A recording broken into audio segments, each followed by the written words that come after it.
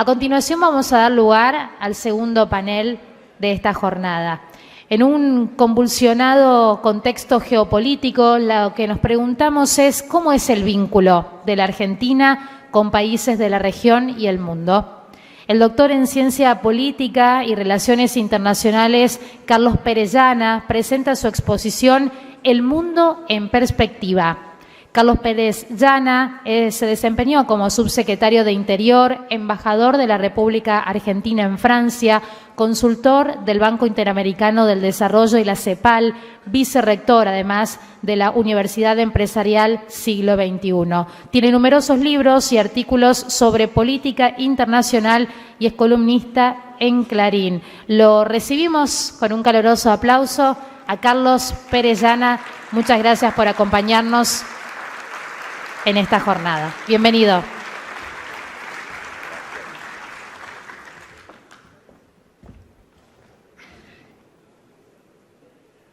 Buenos días a todos. Yo espero poder responder al desafío y agradecer la invitación. El desafío es tratar de explicar y traducir cómo funciona el mundo en que vivimos e incluso contextuar todo lo que hemos aprendido acá de inteligencia artificial, porque es un dato de la realidad. Y me animaría a decir que uno de los principales problemas históricos de la Argentina es el desenchufe, la desvinculación y la desconexión con el mundo. O, lo que es peor, una mala lectura del mundo, porque son dos cosas iguales pero muy distintas. Y como estamos en tierra entrerriana, yo soy santafesino, o sea que también respondo a las pautas de lo que es el territorio, yo siempre creo que acá se puede volver a Urquiza. Si algo tuvo Urquiza es ver el mundo. Su principal socio, su amigo, era el vizconde de Mauá, el gran padre del desarrollo de Brasil. Era su socio, era la gente que trabajaba con la Baring Brothers, era la gente que pensaba la inserción en el mundo, era la gente que encarnaba la modernidad. Y uno de los que Urquiza escuchaba era un intelectual y era un político que se llamaba Sarmiento. Con esto, ¿qué quiero decir? En el mundo en que vivimos podemos repetir lo mejor y podemos ignorar lo peor. Hay un dato que es central: estar informado. La desinformación siempre fue un error. Hoy es fatal. Entonces, lo que yo voy a tratar de transmitir, tal vez, es qué es lo que está pasando, y no necesariamente ustedes estos temas los están siguiendo. Yo me iría contento si a partir de ahora muchos de estos temas ustedes lo encajan en su módulo de lectura, aunque sea media hora al día. Y partiendo de la base que la información no es el teléfono. Y esto también quiero alertar, en el sentido que en la información y por las redes pasa de todo. No hay filtro, no hay chequeo de la información, no hay certezas. Por eso es que yo creo que no hay democracia, no hay país, no hay desarrollo sin libertad de prensa. ¿Por qué? Porque la prensa es lo que informa, la prensa es lo que me permite a mí saber para yo elevar mi conciencia, de la mínima a la máxima, pero saber que existo y en dónde estoy existiendo. En el mundo que nosotros vivimos, que a la Argentina le toca vivir, es un mundo totalmente distinto a lo que uno puede imaginar que era el mundo hace 10 años. ¿Por qué? Porque en lo que se llamó globalización, lo que algunos autores llaman la globalización feliz, todo pasaba por la economía, y todo partía de la creencia que las fronteras estaban rotas y que en esa globalización había un camino asfaltado al progreso. Esa globalización que conocimos no existe más. La preocupación central en la agenda internacional de hoy pasa por la seguridad y hay un retorno de la geopolítica. El tema, ¿esto dónde se grafica? Y vean los presupuestos militares del mundo. Los presupuestos militares del mundo tienen una suba impresionante en los últimos 5 años. ¿Y cómo se traduce en el noticioso que ven, en la información que destacan? Vivimos en un mundo donde estamos viviendo 2 guerras al mismo tiempo. se está viviendo una guerra en Ucrania y se está viviendo una guerra en el Medio Oriente. Ustedes me dicen, ¿y esto qué? Esto sí que, porque las consecuencias de estas guerras van a ser muy importantes, entre otras razones para la calidad de los sistemas políticos, porque acá lo que se está definiendo no es solamente el poder, sino modelos de economía, modelos de sociedad, etcétera, etcétera. Entonces yo voy a tratar de usar mi breve tiempo para por lo menos transmitirle qué es lo que está pasando en ese mundo. El mundo de Ucrania es una guerra donde un señor autoritario llamado Putin invadió un territorio que Rusia desde hace siglos cree que es propio. Esto hay que tenerlo presente.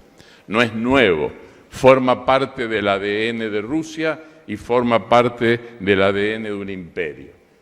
Este señor entendió que la Ucrania que se había independizado cuando existía algo que para muchos de acá no lo recuerdan, que se llamaba Unión Soviética, ese imperio comunista explotó y muchas de sus partes llegaron a la independencia. Una de las que llegó a la independencia es Ucrania. No le gustó, no quiso, tiene una mentalidad expansiva, pero básicamente encontró la oportunidad, porque geopolítica es oportunidad. Oportunidad para atacar, oportunidad para defenderme y oportunidad para saberlo hacer. Para atacar y para defender. Hoy por hoy, esa es una guerra que desgraciadamente para los que creen y creemos en la libertad, ojalá me equivoque, está perdida. ¿Por qué está perdida? Números. 550.000 hombres de un lado que rotan y 480.000 del otro, algunos de los cuales hace 3 o 4 meses que no rotan. Y con un plus, gobierno autoritario, suma gobierno autoritario, y este señor obeso que ustedes de vez en cuando ven por el mundo, que es el presidente de Corea, ha decidido ayudar a Rusia y le manda 10.000 soldados. Esto es lo que está pasando hoy. O sea, es un conflicto en el centro de Europa con tropas asiáticas mandadas por Corea del Norte. Este es el dato de hoy. En ese contexto, uno con tropas y el otro sin tropas, obviamente es muy difícil superarlo. Pero no solamente esto. El mundo occidental, antes se llamaba occidental y cristiano, pero pongamos occidental, que tiene que ver con nuestra civilización, ese mundo occidental decidió que va a ayudar y le va a dar armas a Ucrania en la medida que Ucrania acepte y en la medida que Ucrania se responsabilice de no usarlas para atacar el territorio ruso. O sea, las puede usar para defenderse, pero no puede usarlas para atacar al atacante. Este es un dato central y es un dato de la claudicación de Occidente. Es un Occidente temeroso que, como es democrático, está en las redes, etcétera, etcétera, todo el mundo opina y a nadie le gusta hacer esfuerzo. Ahora, ¿qué es lo que sucede? Para colmo, el señor Putin, hace un mes, por temor a que a alguien se le ocurra darle armas a Ucrania para que armas pueda atacar, ha dicho: las grandes potencias, las potencias nucleares, tienen una hoja de ruta donde le avisan a las demás cuándo van a usar su bomba atómica. Son las reglas de juego del mundo nuclear. Yo aviso cuándo uso mi arma nuclear y cuándo la voy a utilizar. Hasta ahora la doctrina rusa decía: yo voy a usar el arma nuclear para ¿qué oportunidad? Si está en riesgo mi existencia como Estado y como país. Y hace 15 o 20 días salió la nueva doctrina y dice: yo voy a usar armas nucleares si yo soy atacado por una potencia no nuclear ayudada por una potencia nuclear. Ergo, si ustedes hacen eso, le prestan armas a Ucrania para que Ucrania me pegue a mí, sepan ustedes que yo voy a usar las armas nucleares. Y eso ha cambiado la ecuación de la guerra. Si ustedes suman recursos humanos y si ustedes suman recursos militares. Esa guerra está perdida con todo lo que ello va a implicar. Porque, básicamente, y acá paso al segundo tema, ¿por qué va a implicar? Porque este señor Putin, básicamente, y este es uno de los dramas de la actualidad, ha crecido por muchas razones los partidos de derecha en el mundo. Vamos a ponerle un nombre: partidos de derecha. Ahora, esos partidos de derecha tienen una curiosa alianza externa. Yo diría es una paradoja que también nos toca a nosotros como argentinos. ¿La paradoja cuál es? La paradoja es que ese bloque de partidos de derecha que viene creciendo en el mundo, particularmente el nacimiento fue en Europa y ahora en Estados Unidos, digo ahora por las elecciones de la semana que viene, esos partidos de derecha son financiados en su momento y en sus orígenes por la Rusia de Putin.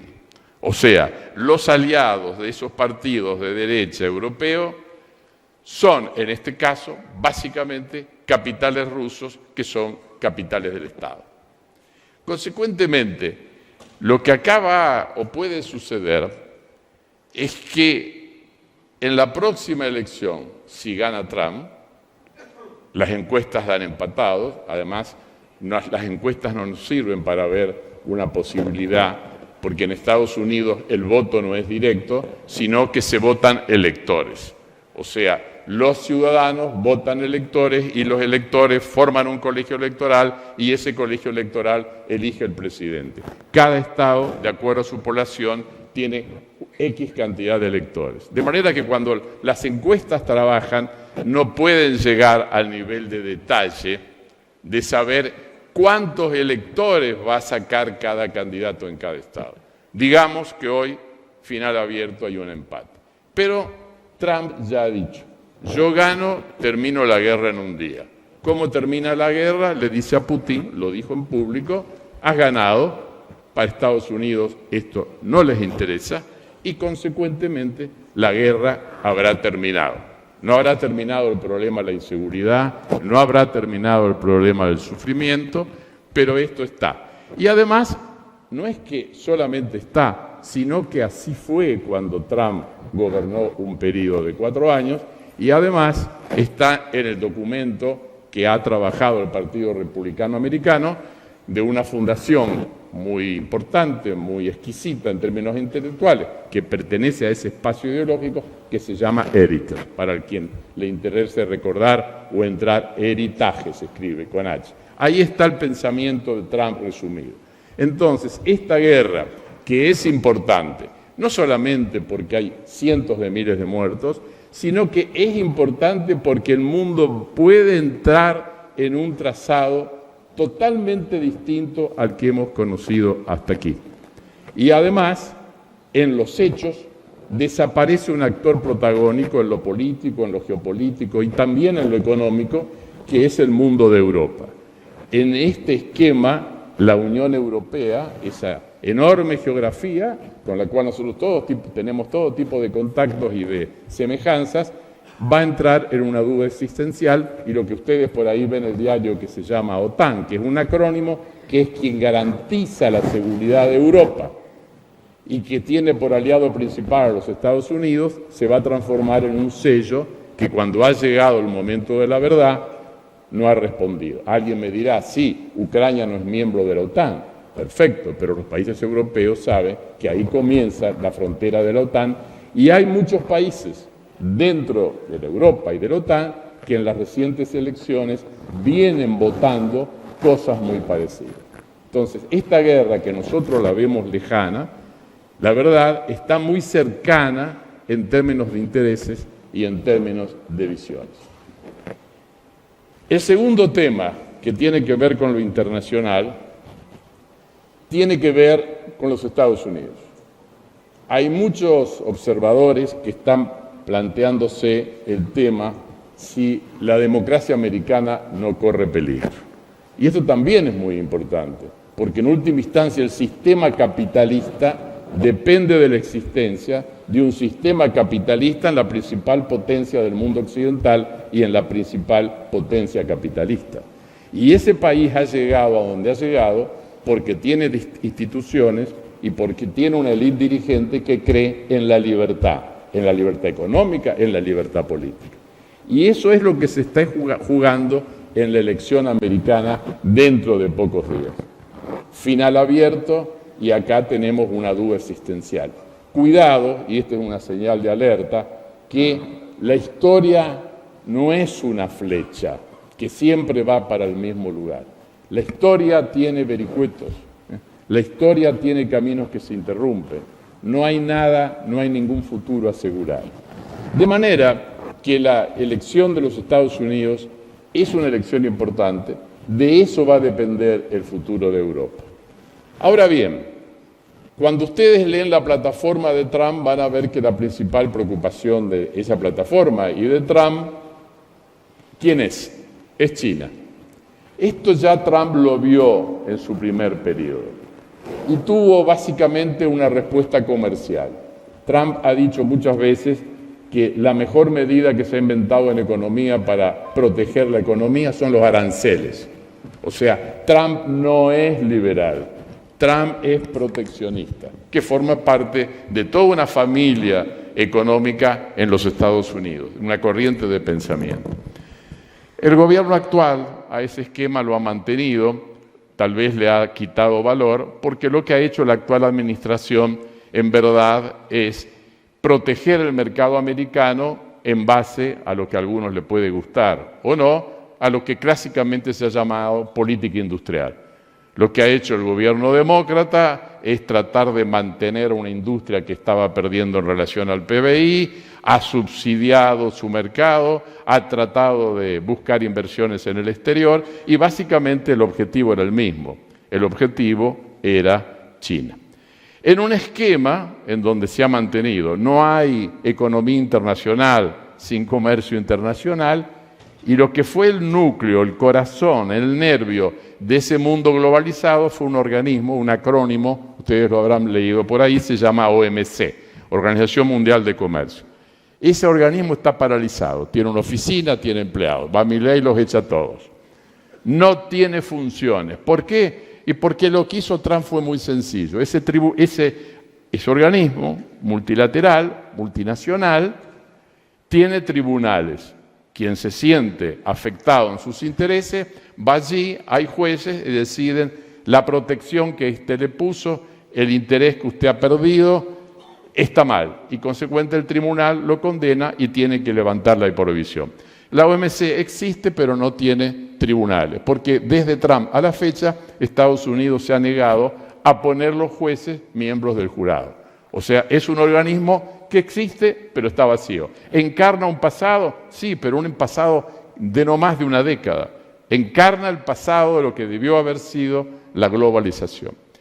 Ahora bien, frente a esta posibilidad de un triunfo electoral y frente a lo que estábamos tratando de conversar sobre Ucrania, viene un tema que tenemos que tener presente porque hace a la vida cotidiana de todos y hace a la seguridad de todos. ¿Cuál es el tema? El tema es que si hay alguien que está leyendo y con las mejores cabezas está comprendiendo el sentido de la historia y el sentido del poder en el mundo, la geopolítica, ese señor se llama Xi y vive en Pekín. ¿Qué va a decir Xi cuando vea que Ucrania ha desaparecido? Que Ucrania está ocupada por Rusia, su aliado. Recordemos que hace 10 días antes de la invasión, Xi y Putin se reunieron y juraron una alianza eterna, como ellos la llamaron, una alianza sin límites. Este fue el preanuncio de la invasión de Putin a Ucrania, 10 días antes. ¿Y qué es lo que va a pensar Xi? En una economía que tiene sus problemas, yo no soy economista, Ricardo lo es, yo voy a decir algunas cosas luego de China. En esa situación, Xi tiene una promesa que en el 2049, 100 años de la revolución donde llegó el comunismo al poder en China, China tiene que estar unida. Y la unión de China significa invadir, recuperar, tomar otra isla, que es tal vez uno de los laboratorios más exquisitos en materia de lo que es el mundo de la alta tecnología, en particular los semiconductores. Con problemas internos, con Estados Unidos que no ha defendido a Ucrania, donde nadie ha socorrido a Ucrania, donde a Putin le ha ido bien expandiéndose, que ya se había expandido antes, porque en el 2008 también invadió otro pequeño país, que se llama Georgia, y ocupó el 22% del territorio, sigue ocupado hasta hoy. Si ustedes van a los mapas van a ver que Georgia tiene 100, pero si se fijan en el mapa real tiene 80. Lo otro es ruso. Al lado, donde ayer hubo elecciones en Moldavia, Moldavia tiene 70, Rusia tiene 30. Supuestamente son tropas amigas que están ahí, obviamente no se las han podido sacar de encima. ¿Y qué es lo que va a hacer Xi? Es muy probable que Xi invada Taiwán. La preocupación existe hace un tiempo, por eso que Estados Unidos, a la gran fábrica de semiconductores que está en Taiwán, han tratado con gran aceleración en la construcción de hacer algo equivalente en el estado de, creo que es Arizona.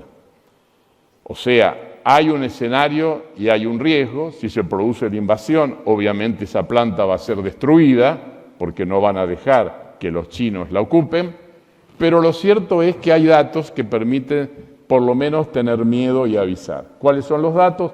China hace aproximadamente 4 meses que tiene permanentemente cientos de mensajes a Taiwán, y sobre todo ahora porque ha cambiado el gobierno. En Taiwán hay democracia, Taiwán no es del todo China, pero no vamos a entrar en esa historia, es un pasado muy complejo, pero ¿por qué es un símbolo? Porque cuando el comunismo llegó al poder en el continente, quien era gobernante en el continente, que se llamaba Chiang Kai-shek, huyó y con su tropa, con sus soldados, con sus asesores, mudó el Estado de China a Taiwán y fue el presidente de Taiwán.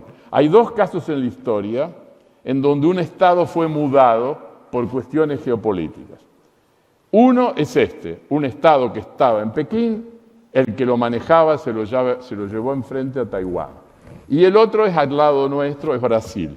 Un Estado que no existía, que estaba en Brasil y que dependía de una monarquía, cuando la monarquía es invadida en Europa, obviamente Portugal, lo que hace el emperador, se lleva el Estado a Brasil. Por eso es que Brasil, que era un gran país, un territorio sin Estado, a partir de ese momento pasó a ser un territorio con el primer Estado, sin guerras civiles, porque el Estado vino hecho. Se ahorró todas nuestras décadas de guerras civiles. Entonces, en ese Taiwán, en esa pequeña isla, fruto sobre todo de la educación, que fue la prioridad central de Chiang Kai-shek y sus sucesores, en esa isla sobrevive la democracia. Y permanentemente, diariamente, sufre los ejercicios militares, sufre los operativos aéreos, sufre la presencia sobre su cielo de territorios de China. Por eso que es muy probable que una vez terminadas las elecciones norteamericanas, y si finalmente lo de Ucrania termina como estamos señalando, no hay que descartar que China aproveche la oportunidad para reintegrar, como dicen ellos, Taiwán a la madre China. Y esto va a ser también no solamente un problema geopolítico, sino que va a ser también un problema global. No es solamente un problema de sistemas de transmisión, no es un problema de comercio, es un problema mucho más complejo de lo que se advierte. Pero lo cierto es que son datos que tenemos que tenerlos en cuenta. Y por último, la guerra del Medio Oriente. No es la primera vez, esta es una guerra local, pero de alcance global. En verdad, son 2 guerras en paralelo. Es una guerra entre Israel y los palestinos y además es una guerra entre Israel y los iraníes. Si ustedes leen, por ejemplo, y por si llega a ganar Kamala Harris, al actual secretario de Estado norteamericano, hace 10 días escribió un artículo en una revista muy importante y dijo: el que venga tiene que saber que los enemigos de Estados Unidos son 4, Rusia, China, Corea del Norte e Irán. Ese es el ranking de los enemigos americanos. Rusia, China, Irán y Corea del Norte. Lo dijo antes que Corea del Norte enviara los 10.000 soldados a Ucrania, porque lo escribió el artículo hará un mes, salió ahora en la revista.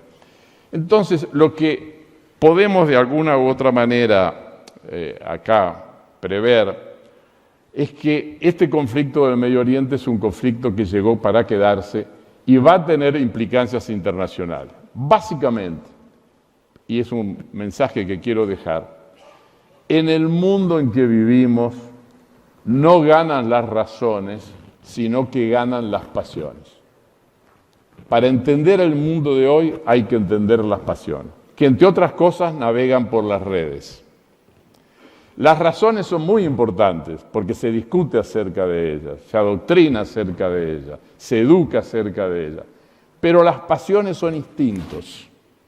Una pasión, el odio, otra pasión, el resentimiento, otra pasión, adquirir poder, otra pasión, adquirir fortuna. O sea, hay un conjunto de pasiones. Y si hay un lugar en el mundo donde las pasiones constituyen el eje de la agenda social, política y económica, es el Medio Oriente. Entre otras cosas porque allí chocan varias civilizaciones y porque allí chocan varias religiones. También chocan civilizaciones en otro lugar, pero la virulencia y la intensidad de este choque de pasiones es única en ese pequeño lugar, que es pequeño, pero estamos hablando de algo que tiene más de 1.000 millones de personas involucradas, que se llama islamismo. Hay muchos islamismos, es cierto, no es lo mismo el islamismo asiático que el islamismo en la región esta que estamos describiendo. Pero la región que estamos describiendo es la que de alguna otra manera es heredera o se cree heredera de ese islamismo. Lo que está pasando en el Medio Oriente, yo diría que es patético por la pérdida de vidas humanas. Es comprensible la reacción de Israel por lo que hizo Hamás en la frontera. Ustedes recordarán lo que fue octubre hace 2 años, o hace 1 año, ahora no recuerdo bien, pero me confundí ahí. Pero me parece, y todo el mundo coincide, que ha sido sobredimensionada. Y esa sobredimensión va a llevar a pasiones. Y yo voy al mundo de las imágenes. Y seguramente no fue suficientemente evaluado o no quiso ser evaluado. Cuando los Estados Unidos matan al primer odiado de los Estados Unidos, Bin Laden, lo matan y nadie supo dónde está, ni dónde estaba, ni dónde fue enterrado, absolutamente nada, silencio total, ventaja estratégica para Estados Unidos, que nadie recuerde el tema, que no se sepa qué pasó. Limpio. Cuando unos años después matan al número 1 real del régimen iraní, sale de Irak en un aeropuerto, un general que se llamaba Soleimani, que de hecho gobernaba desde el Líbano, o sea, desde el Mediterráneo hasta Irán, porque era el jefe de las tropas iraníes, lo matan con un dron en el aeropuerto cuando está por entrar al auto. Nadie supo dónde estaba Soleimani. Obviamente habrá desaparecido, pero algo quedó de él. Todo se borró. Y yo creo que esa foto que los israelíes dieron a conocer, donde está ese hombre sentado muriendo, que era un terrorista, es una foto que es hija de la venganza, una pasión, pero no es hija de la inteligencia, que tendría que ser una reflexión. Allí se creó un mito. Y este es un punto central. Esto quiere decir que el odio va a seguir existiendo y se va a seguir multiplicando. Con un peligro, porque en este mundo que ha cambiado, Irán forma parte de esta alianza que está contestando a nivel global al mundo democrático, al mundo capitalista, al mundo occidental. Irán es un socio destacado. Consecuentemente, yo lo que quise decir en estos 4 o 5 capítulos, que el mundo en que vivimos es muy complejo, que hace falta estar informado, que hace falta saber que estar globalizado no implica tener solamente el último teléfono, sino entender que está detrás de ese último teléfono, de cómo están las implicancias de lo que está sucediendo. ¿Para qué? Primero, para comprar una vacuna, saber qué está pasando. El que está informado no está salvado, pero está medio salvado, porque entre otras cosas sabe discernir qué está pasando más allá de su visión, qué está pasando más allá de su historia. Y en segundo lugar, el que está informado sabe qué cosas se pueden hacer, qué cosas se pueden lograr, con qué personas aliarme, con qué personas verme y sobre todo saber qué debo hacer en función de los nuevos datos. Yo acá quisiera terminar para esperar algunas preguntas y entonces quiero cerrar con la Argentina. Me parece que el fuerte del gobierno de Milei no es la política exterior.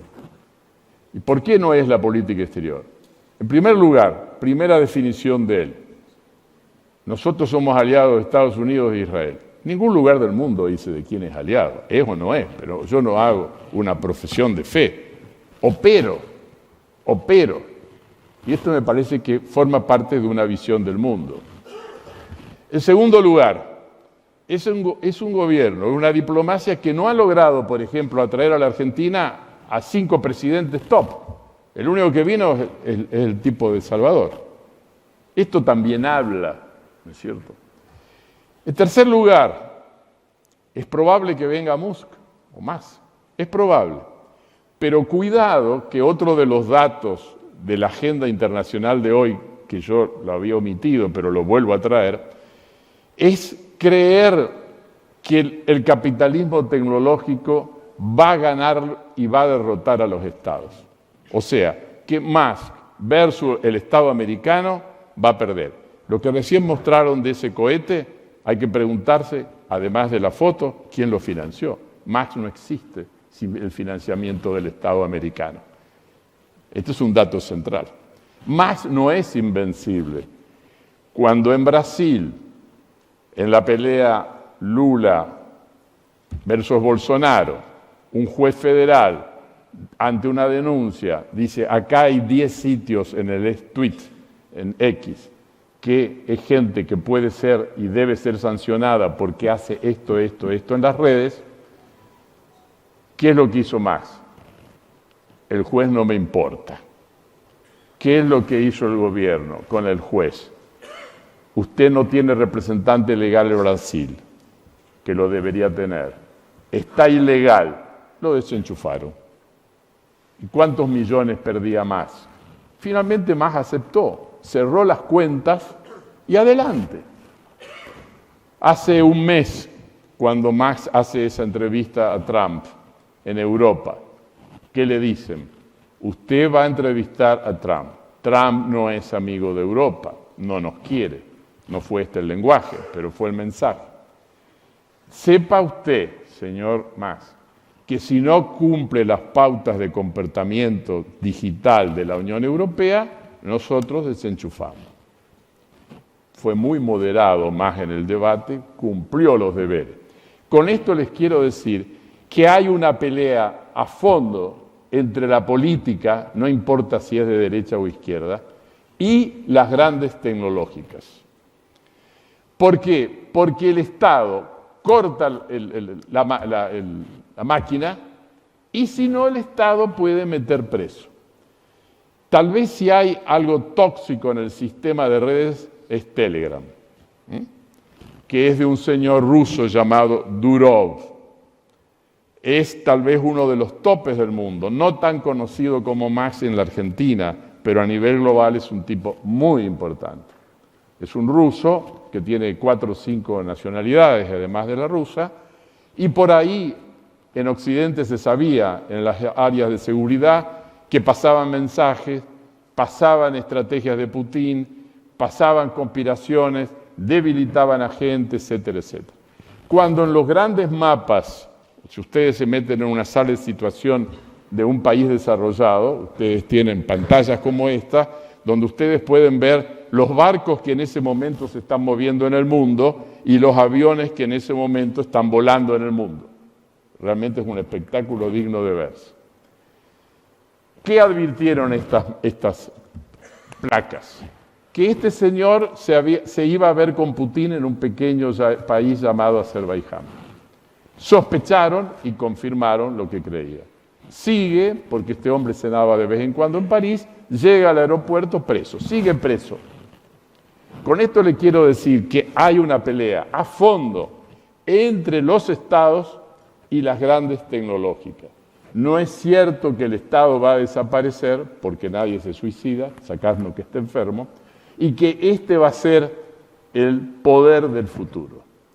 Y yo voy de vuelta a la política exterior. Me parece que en la Argentina hay un efecto encandilamiento acerca del poder y la influencia de estos personajes. Si ustedes le sacan a Max el presupuesto del Pentágono, ese Max es otro. Todos sus proyectos son financiados por el Estado. Y esto hay que tenerlo presente. Así que, segundo punto de política exterior. Mi impresión es que la Argentina necesita de aliados y los aliados van mucho más allá de Estados Unidos y de Israel. Creo que la Argentina necesita conectarse mucho más al mundo y consecuentemente hay que cumplir ciertas reglas en el mundo. Esas reglas en el mundo suponen que de alguna otra manera hay pautas, hay hábitos. Repetir, por ejemplo, el discurso de las Naciones Unidas en todas partes es caminar hacia el aislamiento. A mí me puede gustar o no las Naciones Unidas, me puede o no gustar el multialineamiento, me puede o no gustar la diplomacia multilateral, pero yo no puedo, como responsable de muchos, romper todas las reglas. Si la disrupción me sirve a mí para llegar al gobierno, la disrupción no necesariamente me sirve en todos los lugares, en todas las épocas y en todos los espacios. Y yo creo que ahí hay un error. El error del discurso de las Naciones Unidas es un discurso a mí, ustedes, y todo esto no me interesa. Y de alguna otra manera, vayamos a un tema. No hay democracia, no hay capitalismo sin instituciones. Y guste o no guste, ese sistema multilateral son o constituyen el sistema institucional del mundo en que vivimos. Y me permite a mí no estar aislado. Hay otras cosas que Milei ha hecho y me parecen correctas. Cuando nosotros estábamos terminando el gobierno de Fernández, recordarán ustedes que el gobierno kirchnerista prometió y logró ingresar a un acrónimo, un conjunto de países que se llaman BRICS. ¿Por qué BRICS? Porque lo fundaron Brasil, Rusia, China, la India, Sudáfrica y me puedo olvidar alguno. Es cierto, los BRICS, ¿qué son? Los BRICS son para este otro mundo básicamente una especie de G7 no occidental. Y la Argentina pidió entrar ahí y esto era coherente con la equivocada política exterior kirchnerista. Y ahí me parece que el gobierno de Milei tuvo razón y hoy la está teniendo. ¿Por qué? Porque pasaron muchos meses, no muchos, hay una reunión de los BRICS, creo que es hoy o mañana o en estos días en Rusia, ¿y qué es lo que ha sucedido?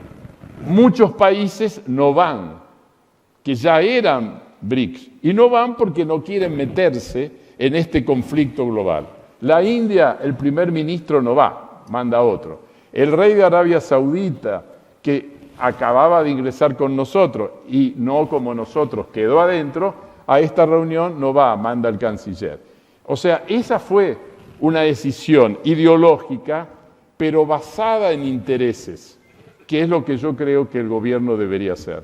Las decisiones ideológicas, basadas en pasiones, pero que no consultan los intereses y que no tienen una visión estratégica, es una visión y una decisión hija de una pasión prima del mesianismo. Y este es un error. Y por último, quiero cerrar. La Argentina no va a tener destino en la región. Una región que en el mundo de hoy, América Latina, está bastante devaluada. Yo diría que fíjense que en esta agenda, algunos tal vez fue perspicaz y se debió haber dado cuenta que estamos hablando del norte para arriba del planiferio. No estamos hablando del norte para abajo. Acá el sur no entra. El que está mandando, el que tiene las fichas del casino es el norte. Y esto es cada vez más notable. Y en ese sur que no figura, y básicamente ¿quién no figura? África, y no figura América Latina. Esto es una realidad. Por eso que el sur no es global. Básicamente afecta a algunos países africanos, muy infiltrados hoy por hoy, y a América Latina. ¿Y por qué? Porque acá muchos dormimos en la misma cama, pero los sueños son distintos. Una cosa es México, otra cosa es Brasil, otra cosa es Colombia, la pongo porque de acuerdo a la paridad cambiaria es la tercera economía, gusto o no nos guste, después viene la Argentina, y en esta América Latina En algún momento, si la América Latina se yergue nuevamente, es imposible hacerlo sin una alianza estrecha, voy a Urquiza y a Barón de Mauá, con Brasil. No es posible tener una pelea cotidiana y alimentarla con Brasil. No importa quién gobierne. Brasil es un imperio que tiene una política exterior a pesar de los cambios. Y básicamente tiene una política exterior porque tiene una estructura en el servicio exterior que se llama Itamaraty, que son los que en la historia de Brasil han manejado la política exterior. Yo no quiero hacer acá, no soy de andar diciendo nuestro servicio exterior es lo mejor. No, yo he sido embajador, pero no he sido miembro del servicio exterior. He sido profesor en el instituto de ellos. Y la verdad que salvando todos los problemas, tenemos una burocracia especializada en el mundo, en lo político, en lo geopolítico, en la economía, que podrá ser mejor, sí, pero que sabe, entiende y existe. Y creo que la última carta del presidente a los diplomáticos es un gran error.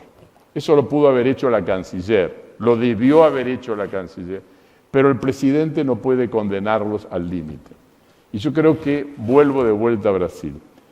La Argentina obligadamente va a tener que tener una relación con Brasil. Ustedes me dirán, ¿el Mercosur fracasó? Bueno, en parte sí, pero se le puede hacer un service, seguramente necesita de un service. Pero si algo que no me sirve yo lo tiro, me parece que hay que pensarlo dos veces, sobre todo si lo que yo voy a tirar no es fácil de sustituir.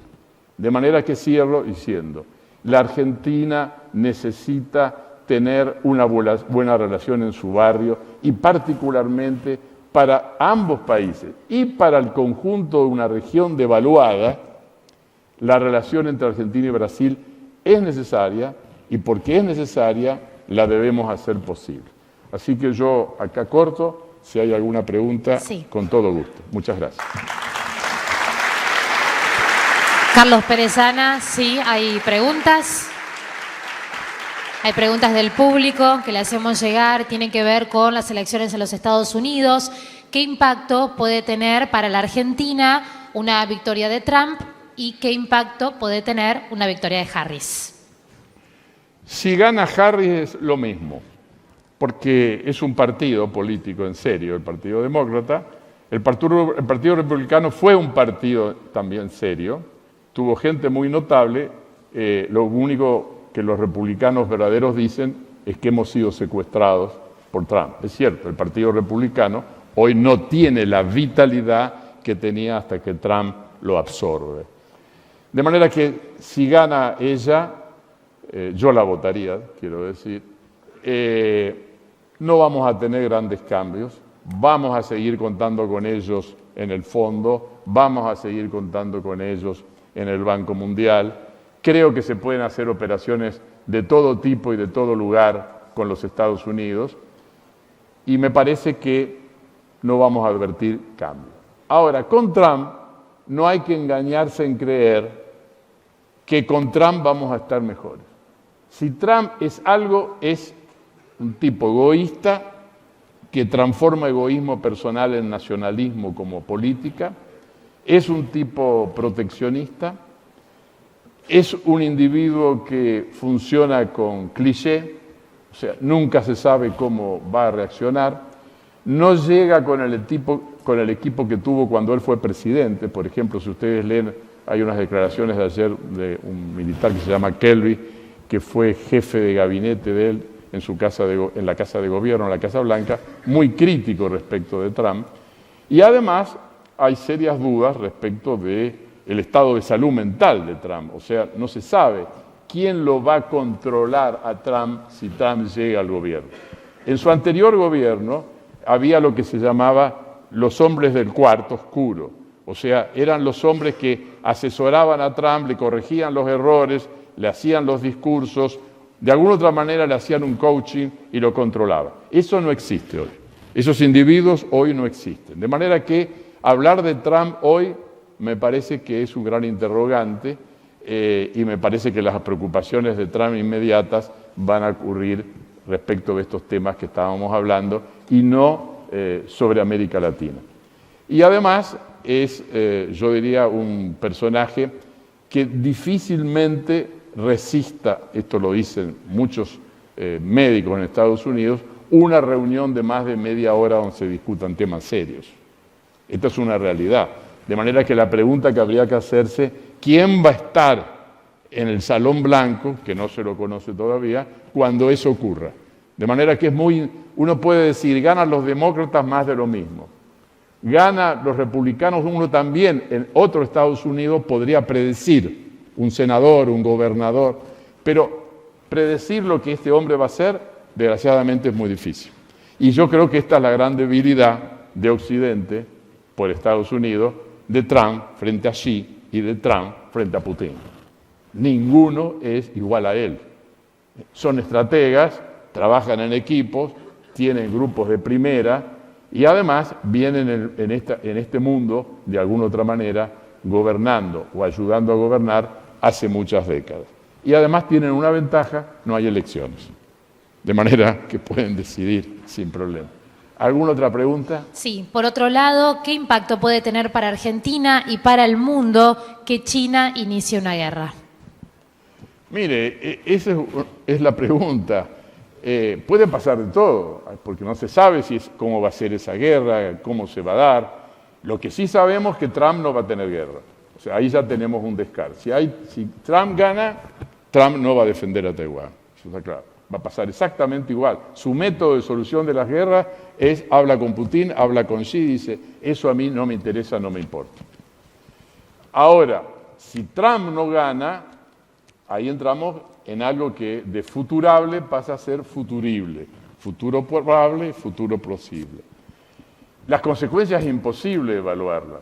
Lo que sí uno puede predecir que va a ser una guerra corta, que va a ser una guerra muy, yo diría, tecnológico intensiva, y que de alguna otra manera, si hay un ganador, depende quién sea, al mundo y a la Argentina le irá mejor o peor. Yo creo que es un escenario casi apocalíptico y es muy difícil hacer una evaluación de cómo se va a dar y quién se puede beneficiar y cuán profunda es esa guerra.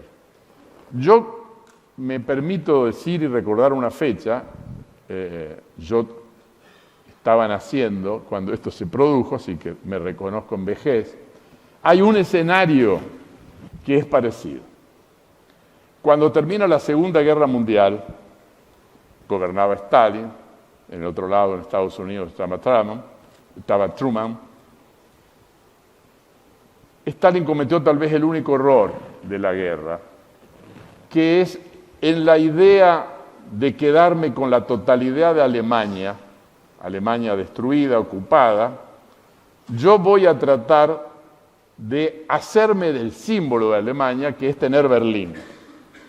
Berlín había quedado en la división de la posguerra dentro de la Alemania comunista, o sea, la Alemania dependiente de Moscú, y del otro lado lo que se llamaba Alemania Occidental, cuya capital estaba en Bonn, que era la Alemania Occidental. ¿Y qué es lo que hizo Stalin? Stalin evaluó mal la capacidad de reacción americana y creyó que Estados Unidos no iba a hacer nada si él hacía algo. ¿Y qué es lo que hace? Se iba a Berlín por un camino, un corredor que comunicaba Berlín Occidental con Alemania Occidental, en territorio de Alemania Oriental, o sea, la Alemania soviética. No pasa un remedio, no pasa un alimento, no pasa un repuesto, no pasa un combustible. Objetivo, humillación, claudicación y derrota. Esto le iba a permitir a Stalin decir, el que finalmente ganó la Segunda Guerra fui yo. Era todo ese era el objetivo político, en imagen de Stalin. Un hombre que, de alguna otra manera, su continuidad, su estilo, de alguna otra manera se proyecta hasta el mismo Putin. ¿Y qué es lo que hacen los Estados Unidos? Puente aéreo. Es un puente aéreo, un avión salía cada 2 o 3 minutos. Para los que vayan a Berlín, en el aeropuerto están las fotos, en donde se ve lo que fue el esfuerzo americano para mantener a Berlín libre. Cada 2 o 3 minutos despegaba un avión, iban los repuestos, iban los remedios, iban las comunicaciones, y finalmente Stalin se da cuenta, Estados Unidos tenía la bomba, que esa jugada a un póker cambiando 4 la iba a perder, y finalmente levantó el bloqueo. Berlín siguió unida a la otra Alemania por el corredor, y ya sabemos el final. Felizmente la Unión Soviética colapsó, Alemania se unió, cuento terminado. La pregunta es, ¿Trump se va a animar a romper lo que sí es el operativo estratégico militar de China, si lo hace, de romper el bloqueo a la isla y entrar con aviones y barcos a Taiwán para mantenerla y defenderla? No. Así que las implicancias van a ser globales, porque va a haber un juego de imagen, quién ganó, quién perdió y sobre todo qué significa. Esto sería la intronización de lo que uno puede llamar casi el único sistema comunista del mundo. Acá tenemos la costumbre, y me parece que en el gobierno se equivocan, que llaman comunistas a montones de regímenes que no son comunistas, entre otras cosas porque hay propiedad privada de los medios de producción, no hay libertad de prensa, no hay libertad de todo tipo, es cierto. Son gobiernos autoritarios, algunos que se reeligen y otros no. Gobiernos gobernados por Partido Comunista, básicamente en el mundo hay 2 o 3. Uno es China, otro es Vietnam y otro es Corea del Norte. De manera que lo que allí o de allí puede llegar a salir es algo que todavía no podemos prever, pero lo que sí podemos decir que de alguna u otra forma China en ese escenario se convierte en lo que se llama el hegemono, un país que anda en la punta en ciencia y tecnología, que tiene muchísimos problemas económicos, seguramente Ricardo va a decir. Hoy uno de los problemas que tenemos con China es que como internamente su mercado no está en crisis, porque fundieron las grandes inmobiliarias, Evergrande es la más grande. ¿Por qué? Porque los estados provinciales están endeudados. Hoy por hoy China está atravesando una gravísima situación económica. Y esa situación económica, para no parar el aparato productivo, la lleva a exportar cualquier cosa a cualquier lugar a cualquier precio. Hay una ofensiva de la exportación china en todo el mundo, el fruto de la parálisis de su mercado interno. Si esto ocurriera, China obviamente ocuparía un rol en el sistema internacional de hegemono, que habría derrotado a lo que durante muchos años fue hegemono, que fueron los Estados Unidos. Por eso digo, es un escenario apocalíptico en lo militar y apocalíptico en lo político.